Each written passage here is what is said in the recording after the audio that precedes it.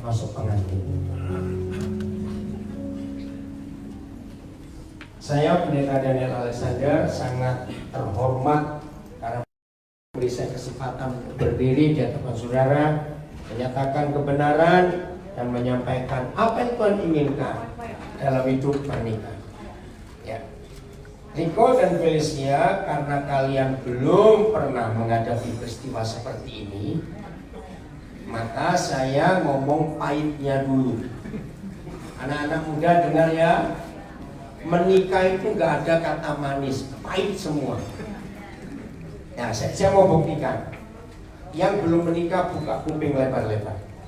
Yang sudah menikah, ayo kita jawab sama-sama. Dengar ya, yang sudah menikah janji ya harus jawab. Nah, kalian dengar. Setelah dengar semua pernyataan kamu sudah menikah dan kalian baru mikir, nggak apa-apa kita tunda pesta aja nanti malam. Lu serius, daripada salah lebih baik belum, bukan? Nah, maka itu orang-orang muda dengar. Bicara pernikahan lebih baik bicara pahitnya dulu. Yang sudah menikah pasti setuju. Betul sudah menikah? Nah, dengar ya, pahit. Nggak ada menikah manis itu, nggak ada. Cuma adanya di film. Setuju? Faktanya tidak. Nah, begitu pula bagian kameramen, fotografer, wedding organizer, dengar ini baik-baik. Menikah itu pahit. Saya buktikan, satu aja nggak banyak-banyak. Yang sudah menikah jawab pertanyaan baik-baik. Yang belum menikah buka kuping. Jadi ya, ternyata di dunia ini tidak ada dua orang yang rajin saling menjengkelkan kecuali suami istri. Saya nggak suruh tertawa, jawab.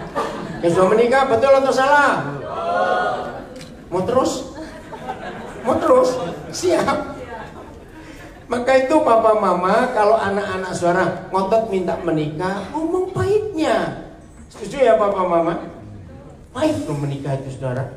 Bahkan saya tiap kali konseling pranikah, saya selalu berkata begini, begitu selesai dikuduskan, diteguhkan oleh Tuhan, detik berikut kalian dua itu masuk medan perang. Setuju yang sudah menikah? Nah, dengar tuh.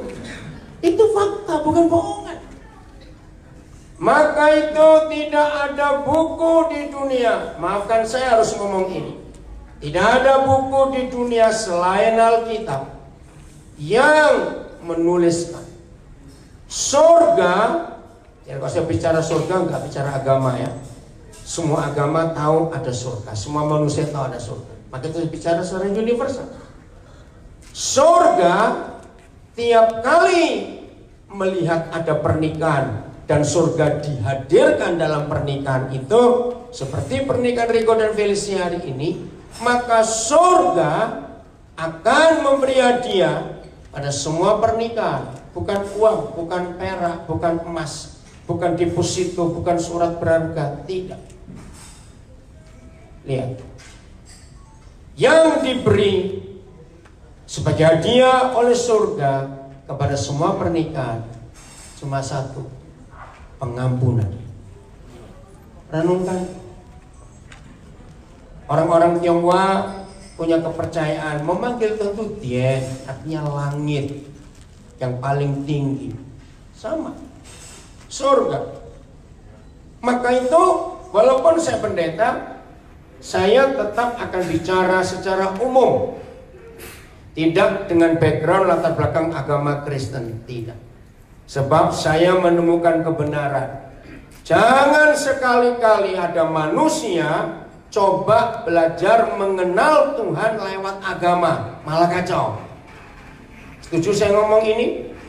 Tuhan yang di dalam agama itu Tuhan yang sangat jahat dan kejam. Karena di dunia ini tidak ada yang bisa dihukum kalau membunuh orang atas nama agama. Itu jahatnya Tuhan di agama. Lihat pelaku-pelaku kejahatan selalu sembunyi di balik jubah-jubah agama dan baju-baju agama. Dengarkan ini baik-baik.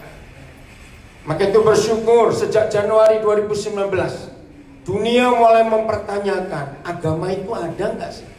Saudara serius, hari-hari ini kalau saudara lihat sosial media, Katolik lagi kacau karena banyak pelecehan seksual oleh para imam. Di gereja Kristen Berapa banyak pendeta yang menggelapkan uang, yang bunuh diri, yang meninggalkan Tuhan. Ini fakta. Lihat, Islam pun mempertanyakan dirinya. Hindu, Buddha. Hari-hari ini dunia sedang panik dengan agama. Maka itu saya katakan di sini, jangan berusaha mengenal Tuhan lewat agama, tapi saya ajarkan. Cari Tuhan, kenal Tuhan lewat hidup sehari-hari. Di situ dia ada. Amin. Ini fakta. Maka itu saya tidak berdiri atas nama agama Kristen. Walaupun saya pendeta, saya berdiri atas nama Tuhan pencipta langit dan bumi, yang dalam Yesus Kristus. Dia bukan orang Kristen. Catat ini baik-baik. Saya ulangi.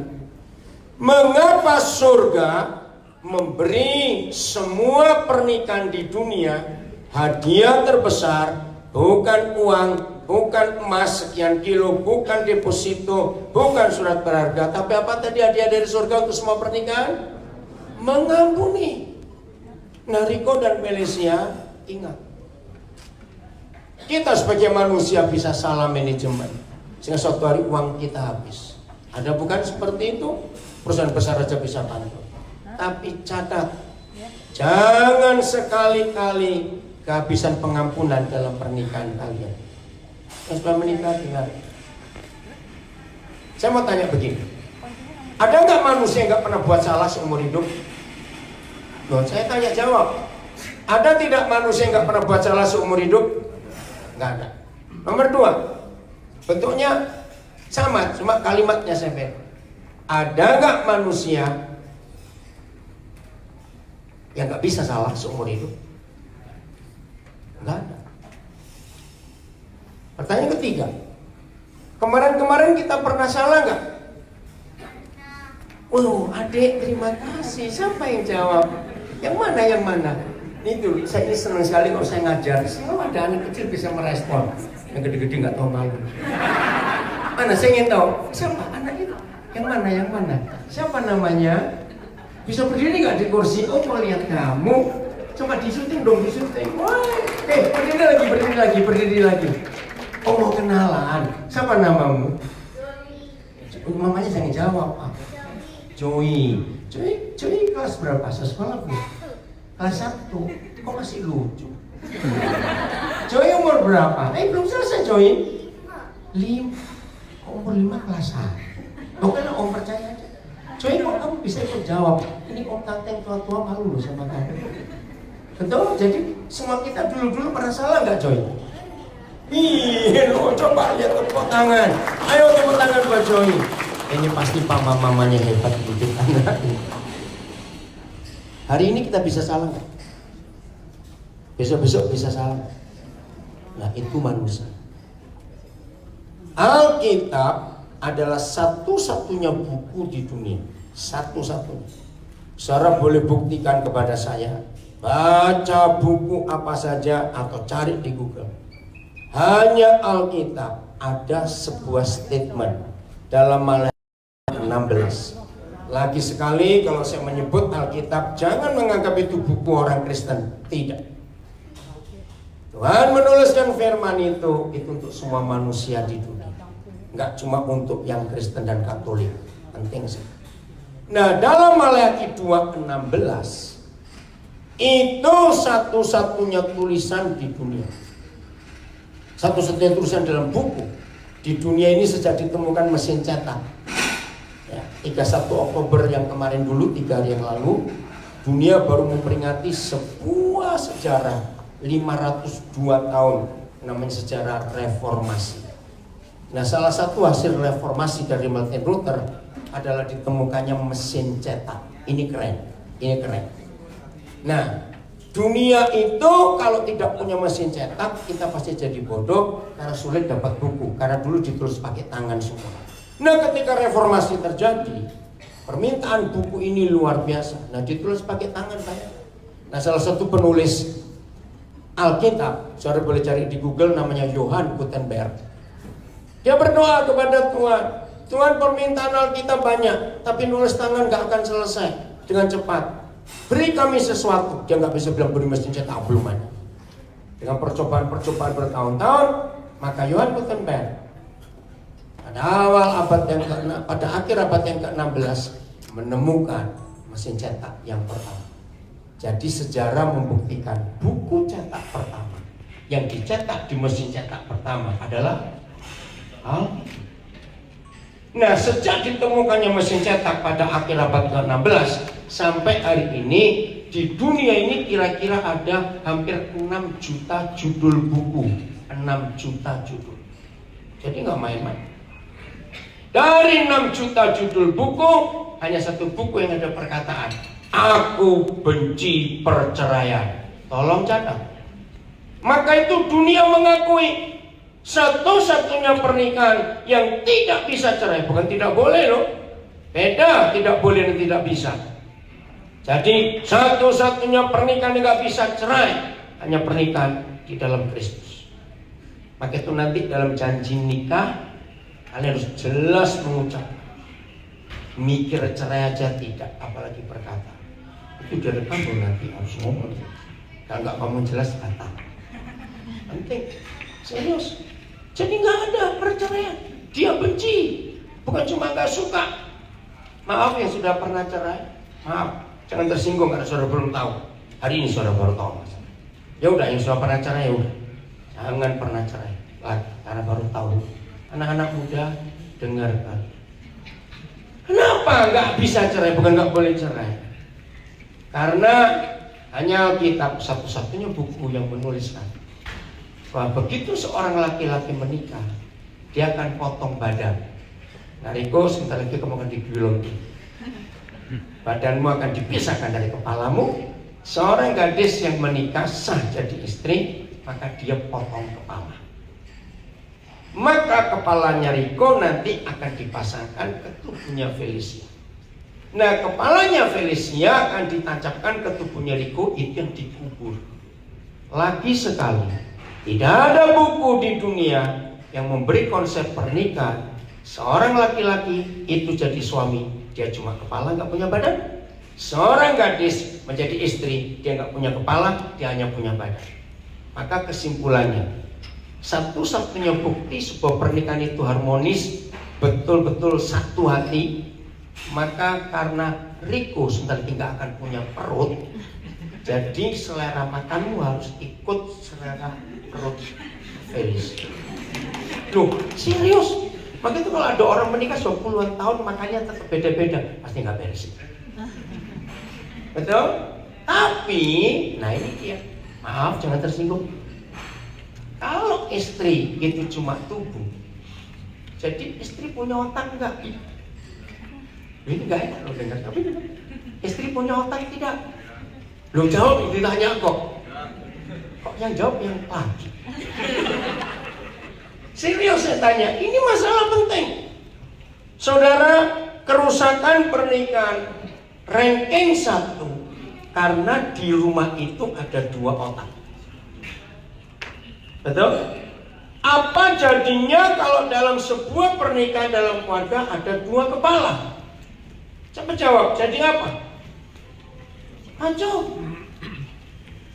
Walaupun ini konsep zaman dulu, tapi saya menemukan fakta. Coba saya tanya, kalau kita memberi selamat ucapan menikah, menempuh hidup baru ya kepada pengantin, dengan biasanya konotasi kita menggunakan alat-alat transportasi. Betul? Nah, ini harus mikir. Biasanya kita membayangkan orang menikah itu alat transportasinya apa? Pesawat, kereta api, mobil, kapal, apa cepetan? Kereta, mobil, bukan. Sepeda, bukan. Ayo, harus jawab pengantin ini. Riko jawabnya sepeda, motor, kapal, selamat mengarungi bahtera kehidupan. Loh, iya atau tidak? Ini konsep zaman itu. Tapi ternyata betul. Walaupun zaman itu belum ada pesawat, belum ada kereta api, belum ada mobil, baru ada kapal. Tapi ini konsep yang luar biasa. Tolong perhatikan. Hukum internasional, semua alat transportasi kecuali kapal, sopirnya selalu 2 atau lebih dari 1. Betul tidak? Pilot nggak bisa terbang sendiri. Saya pernah naik pesawat ini di Amerika. Sudah terbang hampir 40 menit sudah tertidur. Tiba-tiba saya rasa, kok pesawat ini balik lagi? Saya tanya pada sebelah saya, ini balik? Iya. Oh, tadi kamu tidur. Kenapa? Co-pilot tiba-tiba sakit perut gawat dan harus balik. Tidak bisa terbang tanpa co-pilot. Tunggu 4 jam ganti pilot baru bisa terbang. Bis jalan jauh, jarak jauh, ada supir cadangan nggak? Masinis kereta api ada tidak? Hanya kapal yang tidak boleh punya 2. Nakoda harus 1, ya atau tidak? Saudara, ini konsep yang luar biasa. Apa yang terjadi dengan sebuah kapal kalau nakodanya 2? Ayo cepat jawab ini. Terjadi nggak jalan. Mereka beribut dulu 2 nakoda ini. Maka itu Alkitab adalah buku satu-satunya yang memberitahukan kepada dunia bahwa begitu menikah itu seperti naik kapal, nakoda harus 1, dan itu suami karena kepala. Nah, maka itu saya tanya, jangan tersinggung. Jadi sebagai istri punya otak tidak? Enggak, puji Tuhan. Jangan tersinggung. Maka itu kalau keluarga otaknya 2, itu keluarga otak-otak. Jadi value yang penting siap tunduk. Dan itu tertulis di Alkitab. Hai istri, tunduklah pada suamimu. Karena tubuh itu nggak punya otoritas kecuali kepalanya. Nah, huruf U jangan diganti A. Tunduklah suamimu nanti. Awas ya. Kenapa harus tunduk? Maaf, feminis sangat marah kepada kalimat itu. Kami nggak mau dijajah laki-laki. Salah. Tuhan tidak berkata, hai perempuan, tunduklah pada laki-laki. Tidak.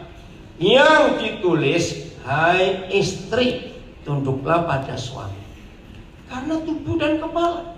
Nah, sekarang, mengapa dia berfirman, aku benci perceraian? Saya mau beri contoh. Siapa pernah ketemu orang, kepalanya itu sehat betul, mata nggak pernah belek kan, kuping nggak pernah sakit, gigi sehat terus, pilek juga nggak pernah. Hebat nggak kalau kepala nggak pernah sakit, sakit kepala juga nggak pernah, mikirin apa lagi? Tapi tubuhnya, tanggal 1 jantung kumat, tanggal 2 lambung kambuh, tanggal 3 liver, tanggal 4 nanti lutut, tanggal 5 paru-paru, terus ini saya beri contoh saja. Walaupun kepala sehat, tubuh sakit-sakitan. Mungkin nggak kepala berkata, walaupun aku punya asuransi, kalau kamu tiap hari sakit begini terus bangkrut juga, aku mau ganti badan aja lah. Maka berarti suami itu ngapain? Kalau dia mau ganti tubuh, bunuh diri. Maka itu surga berkata, aku benci perceraian. Sebab bercerai itu bunuh diri. Atau sebaliknya, tubuh sehat, gak ada sakit tapi kepala, migrain, sakit gigi, telinga, meler, sinus, mata, udah semuanya. Gak mungkin tubuh berkata, kalau aku punya kepala kayak kamu, aku gak kerja-kerja capek, aku mau ganti kepala saja. Bunuh. Hal kedua, kalau berkata aku benci perceraian, maka itu hanya Alkitab yang menulis 1 suami, 1 istri. Jadi kalau ada suami beristrikan lebih dari 1, berarti kepalanya 1, tubuhnya 2 dan 3. Itu namanya kembar siam. Betul tidak? Karena tubuh 1, kepala 1, tubuhnya banyak. Atau kalau mau dibalik, pernah dengar kata poliandri? Kalau poligami, suami istrinya banyak. Kalau poliandri, istri suaminya banyak. Bayangkan kalau 1 tubuh, kepalanya lebih dari 1, itu monster. Maka itu surga menuliskan ini. Tidak ada perceraian. Karena bukan tidak boleh, tapi tidak bisa. Kenapa tidak bisa? Ya karena tubuh dengan kepala. Nah, siapa pernah merasa begini? Deadline untuk bisnis ditunggu besok jam 7 pagi misalnya, tapi sampai jam 12 malam ini belum selesai penulisan semuanya itu. Nah, biasanya tubuh merasa capek enggak? capek, betul? Nah, waktu tubuh capek, dia akan memberitahu kepala, aku capek loh, pengen tidur. Tapi nggak bisa. Ini berapa jam lagi harus disenangkan, misalnya. Nah, tubuh sebagai istri boleh usul kepada kepala, ini hukum surga. Tapi yang memutuskan tetap otak. Maka itu nggak boleh tubuh berkata, ya udah kamu kerja sendiri, aku tidur. Lo gimana? Tubuhnya tidur, kepala kerja. Mungkin nggak. Ini hebatnya hukum pernikahan. Maka itu anak-anak muda, kalau kalian menghormati hukum surga ini, nggak ada perceraian dalam hidup. Siapa pernah kesandung? Saya tanya kok, siapa pernah tersandung? Saya, betul. Iya. Joy, kamu diam aja, nggak pernah kesandung. Joy. Om tunggu suara dulu, Joy. Joy ya namanya tadi ya. Pernah tersandung? Pernah. Pernah ya, Joy. Terima kasih. Pinter kamu. Nanti Om bilang papa, mama, Om mau ajak kamu lah ke rumah Om. Karena kamu pinter loh. Kalau kesandung tuh kaki atau kepala? Iya, kalau kepala kejeduk. Oke, nah waktu kaki tersandung, pernah tulang kering kena ujungnya meja? Nangis nggak? Walaupun nggak bisa bahasa India, bisa nangis bahasa India. Begitu istilahnya. Nah, waktu kaki tersandung, tulang kering kena ujung meja, pantas nggak kalau kaki berkata, kepala rasa sakit gak? Loh, enggak. Gimana sih? Katanya pernah tersandung. Ditanya, kalau kaki tersandung sakit, kepala rasa sakit tidak? Betul? Nah, bisa nggak kepala berkata, mata lu di mana? Kok jalan nggak lihat-lihat? Nah, itu siapa marah kepada siapa? Cepetan, itu siapa marah kepada siapa? Nah, suami marah pada istri. Nah, lucu nggak kalau kepala bilang waktu kaki kesandung, matamu di mana? Di kaki memang ada mata kaki, tapi nggak bisa pakai lihat. Ngerti nggak pertanyaan ini, saudara? Jadi kalau yang satu tersakiti, yang lain ikut merasakan. Maka itu dengar firman ini. Nggak ada yang satu sakit satu sehat. Itu tolong catat ya. Yang belum menikah supaya jadi bekal. Setelah kita bersatu, laki dan perempuan, disahkan Tuhan. Kalau satu benar, dua-dua pasti benar. Kalau satu salah, dua-dua pasti salah. Setuju? Maka itu nggak boleh saling menyalahkan. Ini penting sekali. Karena kita kemarin-kemarin pernah bersalah. Anak kecil yang ngomong tadi pernah, ya Cok ya. Anak kecil itu nggak pernah bohong. Kita sering bohong. Ya atau tidak? Ya, oh ya lagi ya, Joy kamu pintar sekali. Ini ya salah satu mimik wajah anak kecil yang saya paling suka. Yang punya anak pasti tahu. Anak kecil itu kalau bilang bohong, enggak loh, enggak loh, wajahnya bilang apa? Ngerti nggak maksud saya? Iya, kamu tertawa. Siapa namamu? Ya, siapa namamu? Brian. Brian umur berapa? 11. Ngerti ya om ngomong tadi ya? Lucu nggak kalau wajah anak kecil bohong? Ngerti nggak pertanyaan saya? Itu luar biasa, saudara. Kamu juga tertawa. Siapa namamu? Hugo. Kamu orang Eropa Timur. Hugo umur berapa? 9. Ngerti ya om ngomong tadi ya? Kamu tertawa. Luar biasa. Saudara dengarkan. Saya ingin kalau ada pendeta-pendeta di sini, ini cara khotbah dari Roh Kudus. Dari yang paling kecil sampai yang paling tua bisa ngerti firman. Ini kebenaran yang luar biasa. Jadi Brian, betul? Apa yang kamu tertawa tadi? Ya tuh semua kita begitu. Kemarin pernah salah, hari ini bisa salah, besok akan salah. Maka itu kalau dalam pernikahan ada satu yang salah, nggak usah dijadikan masalah. Karena itu memang begitu namanya manusia. Jadi harus hadiahnya tadi loh surga, mengampuni. Nah setelah mengampuni justru tambahkan satu sikap. Begitu pasangan kita salah, memang yang namanya manusia suka nggak disalahkan? Ayo tolong jawab semuanya. Kita suka disalahkan? Enggak. Wih pinter anak-anak jawab juga. Tapi ini kurang ajar ya kita. Kita suka menyalahkan. Ayo ngaku. Nah, Brian bilang dia, hukum? Betul ya? Betul, kita suka nyalakan, tapi nggak suka disalahkan. Itu kan nggak adil. Maka itu mulai hari ini begini, tolong ya rumah tangga, keluarga, suami istri, anak-anak tolong jawab pertanyaan Om ya, supaya papa mama juga dengar. Ada nggak suami istri yang hidupnya rajin bertengkar? Loh, saya tanya. Ayo Buko, Joy, Brian jawab. Ada nggak? Ada, doh, ada kata Joy. Halo, jangan dicupit ya mama. Jangan dicupit. Ini polosnya anak kecil saudara, luar biasa.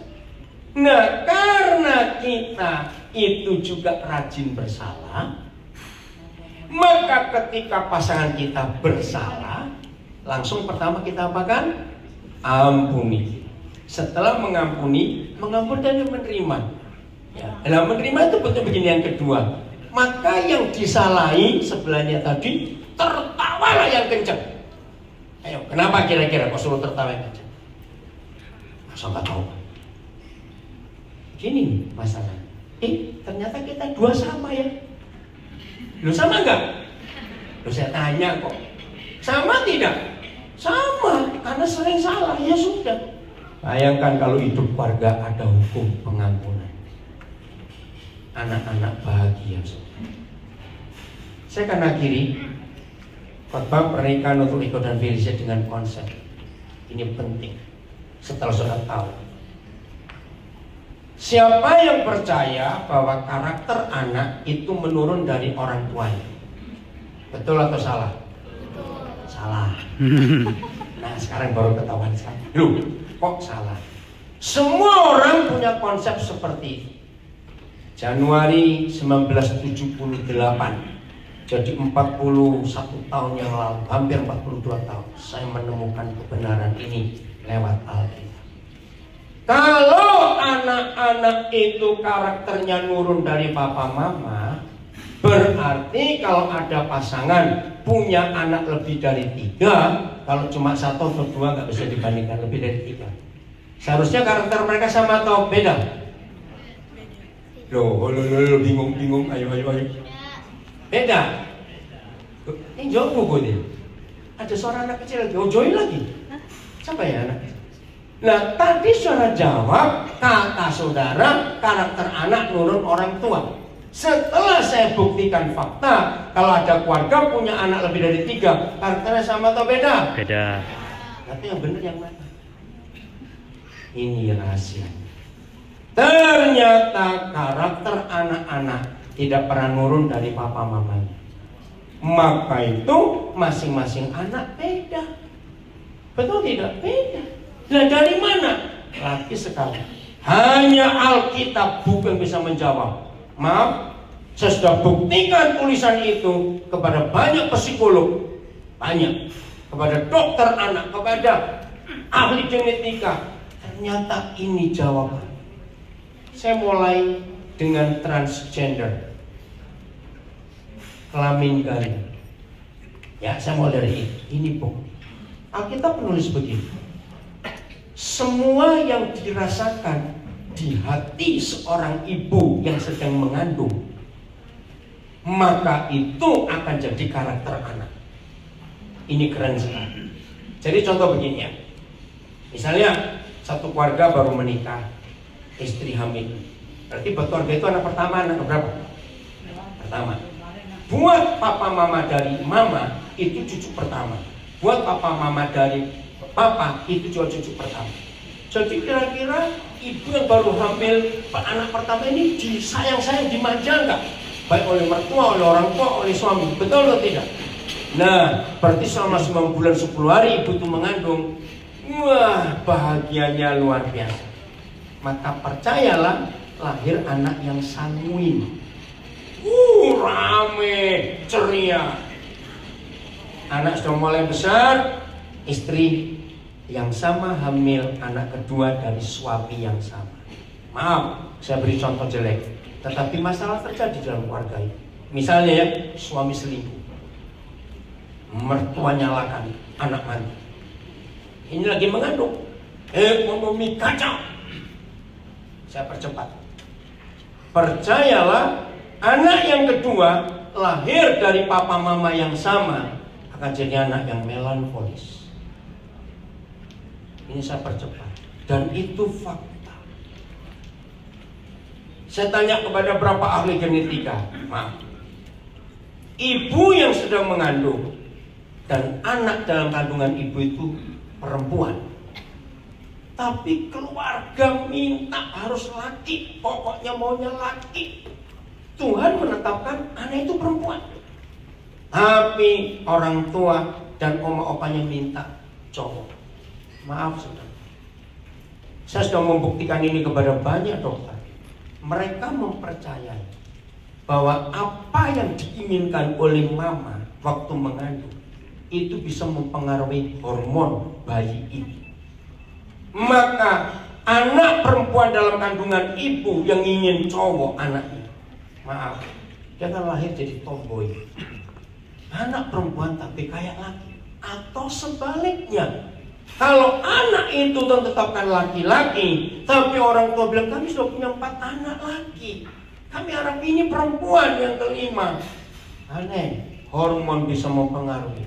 Anak laki ini kasihan, dia jadi lemah gemulai, nggak salah dia. Nah, sampai hari ini setelah sekian banyak tahun, saya tuh masih mencari bukti, tunggu secara otentik dari ilmu pengetahuan. Tapi dokter mengaku keinginan yang salah, yang kebalikannya, waktu ibu sedang hamil, itu akan mempengaruhi karakter anak. Maka itu Alkitab berkata, waktu ibu hamil jaga. Nah, saudara, suasananya, betul ya?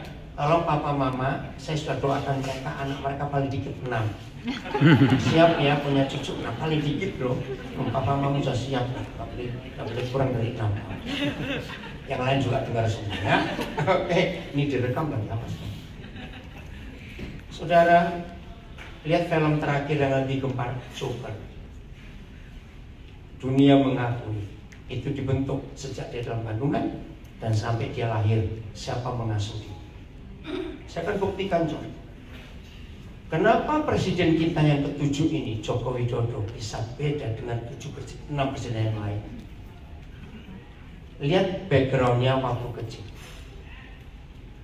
Sejak Pak Joko Widodo masih dalam kandungan, mereka ini keluarga prihatin. Kalau saya nggak berkata keluarga miskin, betul? Nah, Pak Jokowi sejak masih dalam kandungan sampai dia jadi anak, sampai dia kuliah, dia itu tahu rasa orang miskin itu seperti apa. Betul tidak kisah? Maka itu ketika dia jadi presiden, karakter itu terbawa. Kenapa Pak Jokowi bisa begitu merakyat? Lihat, pemerintahan yang pertama baru belum setahun, belum pernah ada pedagang pasar, penjual sayur di pasar diundang ke istana. Betul? Lalu tukang ojek, sopir taksi diundang ke istana, pelawak diundang ke istana, terus artis-artis diundang ke istana, banyak lagi. Karena karakter Pak Jokowi dari kecil seperti itu. Mamanya prihatin, ibunya prihatin, itu ditanamkan ke hidup anaknya. Yang berikut, Presiden Barack Obama waktu itu, saya sampai baca 3 macam biografinya Barack Obama, karena saya ingin membuktikan apa yang ditulis Alkitab. Barack Obama umur 2 tahun, papanya meninggalkan dia, kembali ke Nigeria, dan sampai papanya mati, Presiden Barack Obama nggak pernah lihat wajah papa. Lalu ibunya menikah lagi waktu Barack Obama umur 2 tahun ini, menikah dengan orang Jawa, namanya Lolo Sutoro. Nah, Barack Obama umur 6 tahun, visa papanya di Amerika nggak bisa, papa tirinya nggak bisa diperpanjang, maka umur 6 tahun dia harus kembali ke Indonesia dan dibawalah Andan, mama kandungnya Obama yang orang Amerika, dengan Obama kecil ke Jakarta. Dan Obama kecil umur 6 tahun sampai umur 10 tahun sekolah di SD 1, SDN Negeri 1 Ciki. Maka itu dia punya pengalaman. Nah, waktu Obama umur 10 tahun, adik tirinya lahir, Maya Sutoro. Nah, Maya Sutoro ini besar dengan mamanya di Jogja. Waktu itu Indonesia masih susah. Maka Bapak Sutoro berkata kepada mamanya Obama, gajiku nggak cukup untuk biayai 2 anak. Terus gimana? Dengan berat hati Obama ke Chelsea, pulangkan ke Amerika, titip ke papa mamamu. Jadi ke oma opanya Obama dari pihak. Tinggallah Obama di Hawaii umur 10 tahun. Nah ini nenek yang luar biasa. Neneknya Obama itu orang kulit putih karena Amerika. Obama itu tahun itu Amerika masih ada rasis. Tiap kali neneknya ngantar Obama ke sekolah, Obama nggak bisa bahasa Inggris karena 4 tahun di Indonesia nggak ada orang bahasa Inggris. Dalam biografi itu ditulis, hampir tiap hari Obama mendengar kata-kata orang kulit putih kepada neneknya. Kamu bawa monyet dari mana? Ngapain kamu pelihara monyet ini? Saudara bayangkan, ini loh pengaruh. Kalau neneknya bukan orang Kristen yang menanamkan ampuni, justru dari neneknya Obama ini punya karakter pengampunan. Coba saya tanya kepada saudara, kalau kisah ini Obama salah diasuh oleh orang yang salah, Obama jadi benci orang kulit putih gak? Nah kalau dia jadi benci orang kulit putih, dia bisa jadi presiden orang kulit putih gak? Dia jadi rasis, jadi jahat. Tapi nenek, kalau saudara baca, saya itu ngikuti betul. Hari kampanye terakhir, ya kampanye terakhir di Ohio itu selalu menentukan. Neneknya koma di Hawaii. Lalu tim kampanye, tim suksesnya marah pada Obama karena Obama batalkan kampanye terakhir karena dia mau lihat nenek. Ini kisahnya, dia bilang gak bisa. Kalau kau menang bukan urusanku, tapi nenekku ini aku berutang pada dia. Waktu itu mamanya sudah meninggal. Nah, saudara, batal kampanye terakhir, dia pulang ke Honolulu. Malam ini neneknya meninggal. Besok diumumkan Obama menang. Aneh, waktu saya ngikut itu saya bisa ikut sedih, ikut nangis. Aduh, kenapa nggak tunggu sehari aja? Karena nenek ini berjuang untuk cucu hitam ya ini jadi presiden. Itu karakter. Maka itu keluarga-keluarga yang anaknya lebih dari 2, sering gak kita berkata pada salah seorang anak kita, heran mama ini, heran papa ini, kamu tuh kayak siapa? Coba yang punya pertanyaan itu kembali, mama ingat waktu hamil dia, sekarang ngalami hamil. Dan itu anak. Jadi gadis-gadis yang mau menikah, nanti kalau jadi ibu, kalian hamil, ingat firman. 6 anak kalian paling sedikit harus punya karakter Kristus dari papa mama. Amin. Berbahagialah dunia kalau semua suami istri hidup harmonis, penuh pengampunan, sehingga tak ada kebencian. Maaf, saya buktikan yang terakhir. Siapa pernah menemukan ada anak sejak bayi nggak suka papanya? Begitu digendong papanya, wah ini berontak. Sudah tidur nyenyak, kalau papanya masuk kamar, aneh ini pasti terbangun. Itu banyak saya hadapi. Jawabannya, mungkin waktu ibu ini hamil dia, papanya ini macam-macam, sehingga dia nggak suka dengan suami. Apa yang dirasakan ibu waktu sejak hamil, itu dirasakan anak. Jadi anak ini waktu lahir belum kenal papanya, sudah nggak suka.